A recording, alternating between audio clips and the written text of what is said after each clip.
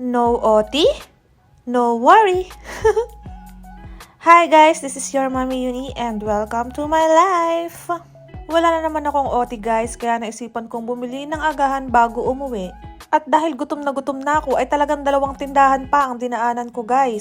Ang totoo niyan, gusto ko talaga mag-diet kasi tumataba na ako. Pero bakit kasi nagpapakita sa akin itong mga pagkain to? Bili muna ako guys. Yan ka. 没关系，没有了。约好，不用了。约好对啊，对45。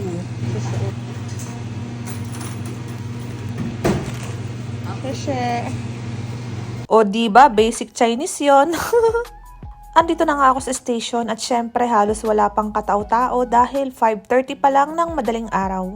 Habang naglalakad ako ay nag-iisip ako kung bakit ang dami kong biniling pagkain. Gutom ba talaga ang ate nyo?